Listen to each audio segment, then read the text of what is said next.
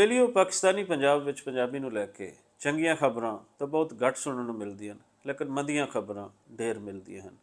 अजे ही एक मंदी खबर कल साडे मित्र प्यारे नासिर ढिल्लों होरां सुनाई कि फैसलाबाद दे विच नवें आए CEO राशिद साहब ने एक नवा आर्डर जारी किया है, जिस दे विच कहा गया है कि स्कूल के अंदर बच्चों के नाल पंजाबी ना बोली जाए। सो नासिर ढिल्लों होरी कल इस ते काफ़ी परेशान सी कि नैक्सट इसका की होना चाहिए। उन्होंने सारे मित्रों को इस वीडियो के शेयर करने का भी कहा।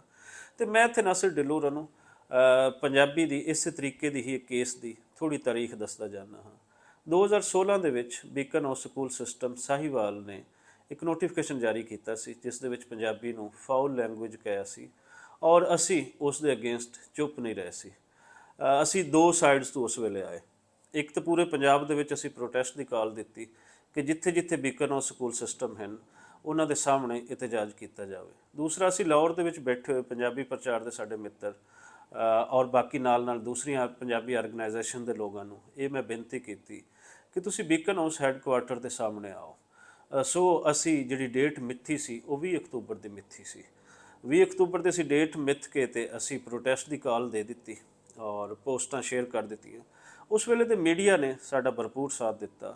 पंजाबी प्रचार के ही वाइस प्रेजिडेंट सरफराज अली साहब ने इस ते एक अपना कालम छापिया पाकिस्तान दे विच, बाकी न्यूज़पेपर्स के अंदर खबरां छपियां। ये नाल ही लाहौर हाई कोर्ट दे विच जस्टिस मंसूर अली शाह की अदालत दे विच मैरिट पटिशन दायर कर दी, जिस दे वकील ताहिर संधू साहब सन। सो एक साइड ते असी प्रोटेस्ट की कॉल सी, दूसरी साइड ते असी कोर्ट दे विच चले गए। सो प्रोटेस्ट और इन्हां सारी सूरत हाल नूं देखदे होया मैनूं कई तरह के बीकन हाउस स्कूल सिस्टम वालों लालच दिता गया, लेकिन सब तो वड्डा लालच पंजाबी की इज्जत का सी, पंजाबी की माण का सी, पंजाबी की रिस्पैक्ट का सी। सो असी किसी लालच की परवाह किए बिना एक केस भी जारी रहा, प्रोटेस्ट भी किया और 6वीं पेशी ते आके बीकन हाउस स्कूल सिस्टम की इंतजामिया ने माफ़ी मंगी। साढ़े कोल एक रिटन एक फैसला है, लाहौर हाई कोर्ट का होया फैसला है और वो बहुत उसकी वर्डिंग तुसीं वेख भी रहे हो कि बहुत सख्त किस्म की है कि इस तरीके का कोई स्कूल अगे तो इस तरीके का कोई और नहीं करेगा, कोई एजुकेशन सिस्टम। सो लाहौर हाई कोर्ट के फैसले की इस शख्स ने जिहड़े CEO एजुकेशन फैसलाबाद के हैं इन्होंने तुहीन अदालत भी की है और नाल नाल पूरे पंजाबियों की जबान की बेइज्जती भी की है। सो इस तरीके के किसी भी शख्स को असी माफ़ नहीं करना। असी ये नहीं कि ढिले पैना है, असी उस तरीके जिस तरीके मैं और मेरे दोस्त पंजाबी प्रचार के 2016 के विच मुतरक होए सी और फैसला अपने हक दे विच लिया सी।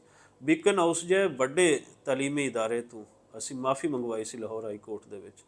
इस तरीके तुसी भी यही करो कि इस फैसले की कापी मैं तुहानूं अवेलेबल कर देना हाँ। इस नूं मुख रखते हुए पूरी पूरी हर एक चीज़ मैं तुहानूं दे देना हाँ। तुसी जस्ट उत्थे फैसलाबाद की अदालत दे विच एक केस दायर करना है और उस तो बाद इस शख्स की तुसी हालत देखनी है। सो पंजाबी हो जदों तक तुसी चुप रहोगे, सो इस तरह के गंदे अंडे तुहाडी ज़बान की निकोई करते रहणगे। जे तुसी अगे नहीं आओगे, तुसी वध के अपनी ज़बान वास्ते बोलोगे नहीं, इसका तहफ़्फ़ुज़ नहीं करोगे।